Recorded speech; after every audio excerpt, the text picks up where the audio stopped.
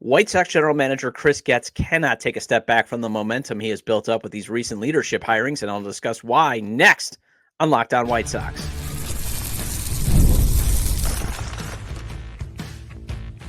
You are Locked On White Sox, your daily Chicago White Sox podcast. Part of the Locked On Podcast Network, your team every day. Hello, I'm your host, Todd Welter, a lifelong Sox fan and the site expert of SouthsideShowdown.com, part of the FanSided Network, and also I've covered Major League Baseball for outlets such as the Associated Press. And thanks for making Locked On White Sox your first listen every day, part of the Locked On Podcast Network, your team every day. Make sure to hit the like button on today's episode. Subscribe to the YouTube channel at Locked On White Sox if you've not done so already, and also follow or subscribe to the show at wherever you get your podcasts. Well, let's start the show with a discussion on how GM Chris Getz has his penchant for taking a step back after building up momentum and how he can avoid it this time around. Then, top hitting prospect Colson Montgomery believes he is a shortstop, so let's tackle his recent strong comments that he made yesterday. And finally, let's discuss if it makes sense for the White Sox to pursue now former Cub Patrick Wisdom. And you can start the season with a big return on FanDuel. New customers can place a $5 bet, and you'll get started with $150 in bonus bets if you win your first $5 bet. Visit FanDuel.com to get started. Okay, so some of you will never trust Chris Getz because of how he got the job. I mean, the owner didn't take a single interview last August, August of 2023, and just promoted Getz after he was awful as the director of player development. And also some of you will never forget how he constructed the worst roster ever known to modern baseball. And he could surprisingly, go out and sign, like, let's say, Willy Adames and Anthony Santander, and it would just still not be enough because it wouldn't be Juan Soto. So I'll say this, though. Your feelings for those that are in that camp that'll just never trust Chris Getz, they're valid because it's really, really hard to get over what Jerry Reinsdorf has done to this franchise and your fandom. So your feelings are valid. But for those of us that are in it's time to move forward. And let's just see what happens camp, which I'm in. And don't worry, I'm still going to dump on Jerry whenever I get the chance. I'll feed you baby birds, that especially the fandom who you've definitely checked out because of what Jerry Reinsdorf has done, but you sometimes check back in to just see, get that trashing of Jerry fix. I'm here for you. I'll do it. Plus, someone has to hold this miserable owner accountable. But at the same time, you got to move forward. And you got to have the hope that things are going to get better. And you can say, I can't do that because Jerry Reinsdorf is still the owner. Fully validate your feelings there. But if you're still going to stick around, even check in every now and again, you got to have the belief that things are going to get better. Otherwise, it's just a miserable existence. And you can say, well, being a White Sox fan is a miserable existence to begin with. I fully agree with you, but then I feel like this is my penance. This is one of the ways I'm getting into heaven, folks. But, the challenge is, one moment.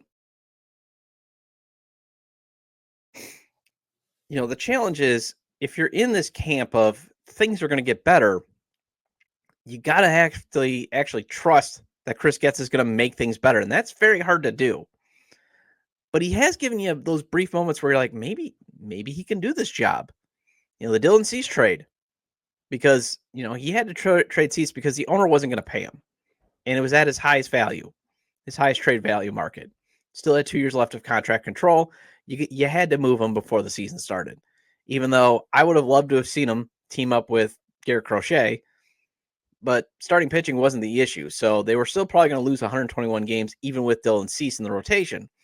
But, they traded him and got a good return for him. Eric Fetty, being signed after his MLB career got so bad that he had to be exiled to Korea, brings him back, and it's one of the best free agent signings of last offseason. Part of the Paul DeJong signing actually worked out in that he had enough home runs to be actually valuable on the trade market. Obviously the return was a pitcher with a bullpen ceiling, but considering, he got signed for next to nothing, getting a player that could potentially be a major league pitcher, that's a decent return. Hiring Will Venable to be the team's manager, and then finally getting the owner to agree to modernize the front office is also impressive. But here's the kicker. For every positive move Getz has made, he always takes a step back. It's just that step back is always around the corner.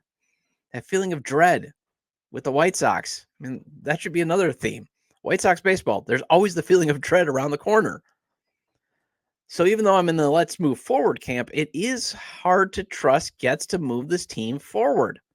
You had the worst roster ever constructed. And part of it was on these, we could look at it from a 40,000 foot view and be like, well, these are marginal decisions, but good GMs make good marginal decisions that improve your win totals. And when you're talking about flirting with the worst record in baseball of all time, that's, those decisions being wrong is what makes you the worst baseball team of all time in context. Choosing Brian Shaw and Dominic Leone over Jake Cousins and Jesse Chavez in the bullpen really did turn out to be, in the long run, a terrible decision. Giving up on Kevin Pillar way too early, terrible decision. He thought bringing back Mike Clevenger was a good idea when 29 other teams passed on him twice on the market. He had a bunch of former Royals past their prime or that were not part of the competitive time of that franchise in spring training, and that's set up to basically get you nothing from scrap heap players because you brought in bad scrap heap players. And you can say, well, isn't that ironic? Don't you think? But again, when you're in a rebuild, you do want to try to get some guys off the scrap heap and, revive their career. So then you can trade them. Again, Scott Podsednik, you never have Scott Podsednik ever if he wasn't, taken off the scrap heap from the Texas Rangers by the Milwaukee Brewers. Those are the types of moves you need to make. Branch out, not go with the people that you feel comfy with. Completely missed on the Eric Fetty and Michael Kopech trade when he got fleeced by not only the St. Louis Cardinals, but the Los Angeles Dodgers. You end up with Miguel Vargas and another prospect at low A who had a broken leg. All these leadership hirings, is also the easy part of this monumental rebuild. It's easy to identify that the team is still operating like it's 2005. That was easy. It's easy to say, well, let's go get someone from the Baltimore Orioles to fix our hitting, because what do the Baltimore Orioles do? They hit well. The hard part is now coming, and that is adding the players. And that's why I'm going to use this offseason criteria to measure if Getz is capable of moving the franchise forward. These are the hurdles that he has to clear for me, to make sure that he's not taking this franchise a step back again, which if you take the franchise a step back, now you're talking about flirting with the 1916 Philadelphia A's worst record for winning percentage, because that's the lowest point now the Sox can hit. So what I want to see first is, how does he handle Garrett Crochet? How does he handle his future? To me, if he walks away with him either not trading him or not extending him, then that's a sign he can't move the team forward. Something has to be done. It either has to be all or nothing. The worst thing he can do is leave Crochet status in limbo. And clearly, I think he needs to obviously use, hey, I don't need to do anything with Garrett Crochet at this time as, a viable leverage play in the trade market. I agree with that, but you still have to you got to extend him or you got to trade him, because this is when his trade value will be at its highest. I mean, there is a potential he could still make it its highest if he again goes out and just dominates like he did in the first half of 2024. He does that again in 2025, then obviously you could still dangle him at the trade deadline market, because you'd still technically have the rest of the 2025 season and him under control for 2026. But still, this would be, you're guaranteed to make sure that you're going to get a good return. So you either got to trade him or you got to extend him. The other worst thing he could do is obviously attach Andrew Benintendi's salary to get out from under that. Do not claim poverty in this type of deal. Don't. You've got to get players, quality players too, and get a quantity of those quality players for a 4.7 F4 player. And the third worst thing he could do, obviously, in Crochet's future is trade him to the Dodgers, because he's going to get fleeced by that organization. Andrew Friedman has Jedi mind tricked him into taking probably one of the worst returns ever for a valuable player in Eric Fetty. Although extending him too, that would be a sign that he's moving the franchise forward, because again, you are building now a potential great rotation around Garrett Crochet for the rest of the decade. Again, imagine a realized potential Hagen Smith, a realized potential Noah Schultz, and then you round out the rotation with, say, Jonathan Cannon, Andrew Thorpe. that's going to make you competitive for a decade. Well, at least towards the end of the decade, because it's going to take a little bit of time for all of them to gel and mix together. But also, it could go a long way in earning your fan base's faith back. I think it would be minimum, but you're showing you will pay to keep a player that you drafted and developed. That's going to go a long way, especially since his fan base just watched Chris Sale finally win his Cy Young with another franchise. Chris Sale finally got his Cy Young. The Cy Young he couldn't get on the South Side because the team was just never good enough for voters to appreciate that he's one of the best pitchers in baseball. The next hurdle to clear: keep adding players with ties to your recent 3 major hirings. Tap into Venable, new director of hitting Ryan Fuller, and new bench coach Walker McKinven. I think I said Walter yesterday. Sorry, Walker. Hey, you'd be bringing in players from either Texas, Baltimore, or Milwaukee. Again, 3 franchises with a standard of winning. Second, you would erase let's be like the Royals during an era when they were non-competitive and actually usually worse than the White Sox. Austin Slater, he's officially been signed now. That's a start. Keep adding from there. Third hurdle to clear: build the bullpen. One sign that Getz is learning, if he does build up a better bullpen this year for 2025, that's a sign that he's obviously learning from his mistakes. Because he is still a first-time GM, and he put together one of the worst bullpens I've ever seen in 2024. I mean, coughing up leads was what it did well. And that's not exactly in the job description for a bullpen. And he even collected a few guys that could have helped in Chavez and Cousins, but he just didn't keep them. So, use some of these young arms nearing the big leagues. Because not all of them will be able to be starters because you just only have 5 slots. But start using your access to build the pen. Show that, hey, we can not only develop starters, but we can develop bullpen arms. We can be like Cleveland. That's the one way I want them to be like the Guardians. Build your pitching through your system because you don't pay for it. Or look at what the Marlins did at the trade deadline. Make sure you have some bullpen arms that you can be willing to trade at next year's deadline. Have more than just dangling Tanner Banks and Michael Kopech. Because look at how kind the bullpen market was to the Marlins at the trade deadline. And you could argue, well, if you sign some veterans and then trades them away, wouldn't it make the team just as bad as 2024? Again, blend your young pitchers with some vets. And then the idea is you're not going to miss a beat. And then you can just backfill whoever you trade with the excess pitching you have. And also go crazy on the Rule 5 draft. I want to see him actually go nuts. I would love to see them use I think there's 7 rounds. Use all 7 rounds. You're getting players at the cost of just $100,000 and then paying them the league minimum. This is a great opportunity to especially get some live arms to help build your bullpen. And if it doesn't work out, you're sending them back and you're sending $50K back. I know the White Sox love to claim poverty, but still, in the grand scheme of things for a professional baseball team in the 3rd largest market, you should be able to afford this. There's no expectations whatsoever. They're super low. Think about it. We're hoping that they get back to 61 wins. Heck, 50 wins should be greeted with joy. So use the Rule 5 draft as a very simple way to add more pieces towards your next competitive team. And then I want to see what he does with who he non-tenders. I would be impressed if he non-tenders Andrew Vaughn. Sorry, folks. Vaughn is a replacement level player at a non-premium position. And he represents the failure of the past rebuild. You've already moved on from Yohan Moncada and Eloy Jimenez. Time to move on from Vaughn. You could say, well, then why don't you also move on from Luis Robert Jr.? Well, he's at least had an MVP caliber season.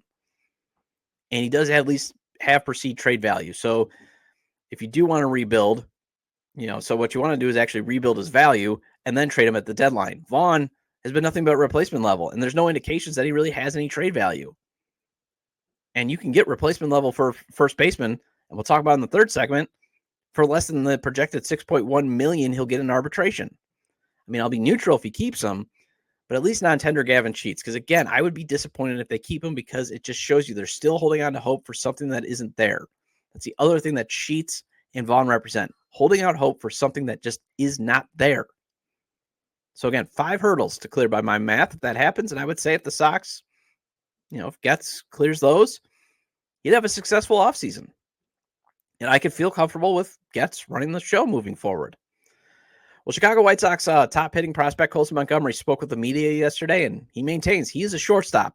So let's discuss the young shortstop claiming confidence after a terrible AAA season next on Locked On White Sox. Get ready to tackle the NFL action with FanDuel, America's #1 sports book. Because right now, new customers can bet $5 and get $150 in bonus bets if you win. The FanDuel Sportsbook app gives you everything you need to place live bets on the NFL all in one place. So when you get a hunch in the middle of the game, you can check out the latest stats, view live play-by-play, and so much more on the same page where you place your bets. And I always maintain FanDuel's spreads, over, under, and money lines are fun to play. But if you want to win big or at least double your money, FanDuel's parlays, props, and futures is the way to go. Chicago scoring first against Minnesota this Sunday, and it being a touchdown is a chance to almost triple your money, as it is at plus 290 the last time I checked. So you put $10 on that, and it hits. You could win up to $29. And it is plus 290 for the Bears scoring first and it being a field goal, too. Again, the last time I checked. Just visit FanDuel.com to join today. You'll get started with $150 in bonus bets if you win your first $5 bet. That's FanDuel.com. Never waste a hunch and make every moment more with FanDuel, an official sportsbook partner of the NFL. Welcome back into Locked On White Sox. I'm your host, Todd Welter. Again, make sure to hit the like button on today's episode. Subscribe to the YouTube channel at Locked On White Sox if you haven't done so already. And if you can't get the show on YouTube, Locked On White Sox is available on all major podcast platforms. So make sure to follow or subscribe to places such as Apple or Spotify. Either way, get your 30-minute fix of Chicago White Sox baseball venting with me.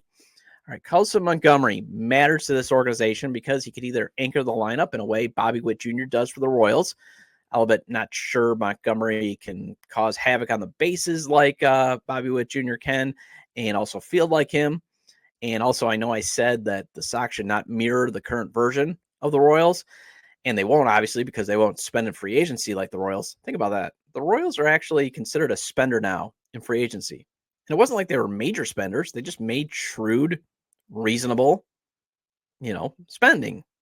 Getting Michael Wacha and Seth Lugo.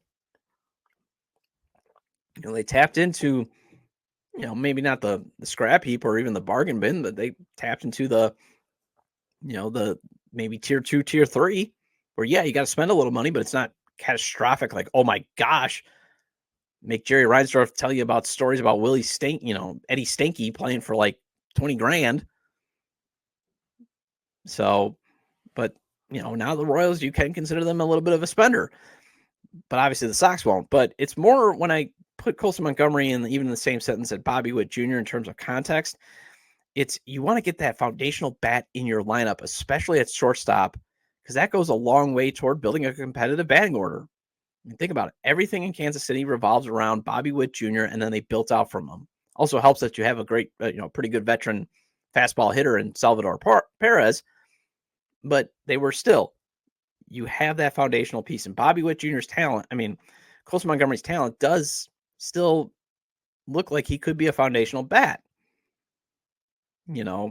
but also his terrible AAA season, at least from April to August, also gave the indication that he could just be another Paul DeYoung, a replacement level shortstop who hits home runs. And because I'm confident Montgomery, and that's the reason why I keep just comparing him, at least his floor, to Paul DeYoung, is because I'm confident Montgomery will have a big league career. You hit double-digit home runs, even in the minors like he has, and still have a decent on base even at the minors like he has, that should eventually get you to the big leagues. Okay? He should get there. It's just, is he going to be one that is a foundational bat, or is he just replacement level? And he is extremely confident that he will have a big league career, especially after he spoke with the media yesterday. But again, the key is what type of big league career he will have. And the way he's describing it, he feels like he's still going to be a foundational player. And talk is nice. And I like what I'm hearing, and this is from MLB.com, Scott Merkin. Quote, the biggest thing is every single day, Bledsoe Agency co-founder Hunter Bledsoe walks in and says, are you ready to dominate the day? I'm not trying to win the day. I'm trying to dominate the day. End quote, Montgomery said during a Wednesday Zoom session. Quote, I'm trying to dominate my workout, dominate my hitting routines, and dominate my infield routines. There's people that train to win. But when you train to dominate, it kind of changes the mindset. I feel like that's clicking with me right now. I'm going to train my butt off. I'm going to push myself. End quote. Good young man, dominate the day. Put in the work to dominate the big leagues. But if you're going to have that talk and believe you are, quote, even though I played third in the fall league, that doesn't mean anything. I'm a shortstop and that's it, end quote. And that was pulled from CHGO's Vinny Duber. If you're going to talk that talk, you got to walk the walk now. Show it. I don't want to see another sluggish season at the plate at AAA and then in the big leagues. I want the guy this is what Scott Merkin wrote. Beginning with a 3-for-4 showing on August 24th, Montgomery slashed 263, 357, 465 over his final 99 at-bats and continued that success during an Arizona Fall League stint, slashing 313, 511, 656 with 3 home runs and 45 plate appearances. Ending on a high note was beneficial for Montgomery, but also left the 22nd overall pick from the 2021 draft wanting more. Quote, I have a whole bunch of hunger and frustration and not disappointment and embarrassment in myself.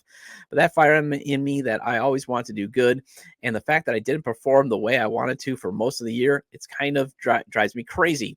It's fueling the fire in my offseason work of, hey, I don't really have to prove myself again, but you have to get back to where I was and get back to being the guy everybody knows that I am, end quote. So if Colson can be what he produced in September in the Arizona Fall League, then you can be hopeful that the Sox can get back to being competitive by 2027, because that's a foundational impact bat in your lineup. But if he again is what he was in April and August, then the return to competitiveness becomes a great mystery. And again, I would like to have some data points that things will get better. I know Jerry Reinsdorf is still the owner, but still, I want to have some data points that things are getting better. And if Colson Montgomery can be what he was in September and in the Arizona Fall League, then we've got some data. One way the Sox could get a tiny bit better, though, in 2025 is the belief that a power hitter who just entered free agency could be signed. Let's discuss if Patrick Wisdom should go from the north side to the south side next on Locked On White Sox.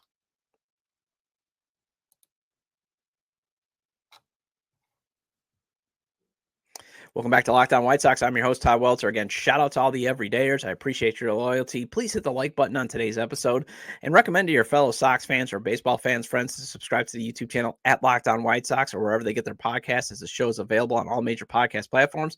And hey, I'd appreciate a 5-star review if you think, hey, Todd, you're entertaining me. Hey, Todd, you're challenging me. Hey, Todd, you're actually talking about the White Sox every single day when this team is just terribly awful. Although there are plenty of White Sox podcasts out there, and I recommend that, you listen to them too. The White Sox Talk podcast, the White Sox Recap podcast, the Au Good Guys Talk Back, CHGO. I just always ask, you make me your first listen. And if I missed any, I'm sorry. I'm just going off the top of my head right now. All right, so there is a growing belief that once Patrick Wisdom was let go by the Chicago Cubs, he should make his way to the south side. And he made $2.725 million last year, and it's not like he's going to get a major raise, because he just got DFA'd. And he's a guy who can hit home runs, although he does strike out a lot. But, bringing him to the south side isn't a crazy idea, especially since he has the ability to hit home runs and be cheaper than Andrew Vaughn at first base. You can also put him in the outfield if need be. You can also play him at third. But if you're looking for a cheaper replacement a replacement at first base who actually hits home runs, yeah, Patrick Wisdom makes a lot of sense. Now, yes, he only hit home runs. He only hit 8 home runs this season for the Cubs, but he only played in 75 games. I think there were some injuries, if I remember, and also the Cubs just had better depth at the corner.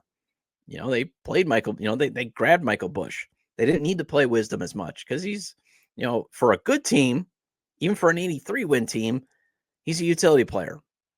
For the White Sox, he should be either your platoon at first base or your everyday first baseman for this season, because he was the everyday first baseman during the brief reset for the Cubs and third baseman, and he produced power numbers.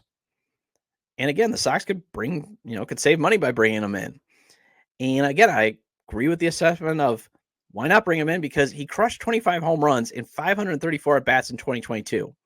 Then he belted 23 home runs in 97 games in 2023. Compare that to the 17 home runs Vaughn hit in 2022 in 555 at-bats and 21 in 2023 in 152 games. And yeah, you're going to get better power production. The math in Patrick Wisdom's direction. And you need players who lift the ball at guaranteed rate field, and Wisdom will put the ball in the air. a career 51.6 fly ball percentage. He lifted it 66% of the time last season. Per Baseball Savant still ranks great in average exit velocity, barrel percentage, hard hit percentage, and bat speed. All components new director of hitting Ryan Fuller is preaching. Obviously, his launch angle sweet spot numbers have decreased, so you may need to work on that. But when you look at Andrew Vaughn's career fly ball percentage is 38.2, and he had a 45.8 in 2024 per Fangraphs. Advanced numbers are either equal or less than what Wisdom has, except Vaughn is better at squaring up the ball. But at least Wisdom is a net neutral defender, whereas Vaughn is a negative defender. And MLBTradeRumors.com had Wisdom projected to get $3 million in arbitration before he was DFA'd by the Cubs. And the Cubs moved on from him after they completed a trade. They needed the roster spot. He is 33, and again, his 2024 season was not great. Clearly, he hit 171. And you could look at that and be like our guy Beefloaf from the 108 house. He tweeted out that Miguel Sano could be just as productive. But the thing that I look at it when you even see that tweet, or even just when you look at what Patrick Wisdom can do, you keep seeing the Sox have better options to get power out of first base and for cheaper than Andrew Vaughn. Well, that wraps up this edition of Locked On White Sox. Thank you for making Locked On White Sox your first listen today. For your second listen, find Locked On MLB. Baseball guru Sully brings a daily blend of humor and baseball, keeping you updated on every rumor and story throughout the offseason. Find Locked On MLB on YouTube or wherever you listen to your podcasts. And I'll be back tomorrow with a discussion with friend of the show, Besnick Security from On Tap Sportsnet, about the early goings of the White Sox offseason. Feel free to leave comments about today's discussion regarding the benchmarks GM Chris Getz needs to hit, and also some hurdles he needs to clear so that way we can feel more comfortable that he is the GM that can push this team moving forward in a positive direction. Colson Montgomery being confident this offseason, and should Patrick Wisdom come to the South Side, you can leave them at the episode page on YouTube, X, formerly Twitter, at Todd J. Dub, or at Locked On Sox, or you can email me at lockedonwhitesox@gmail.com. Have a great day. I'll see you tomorrow.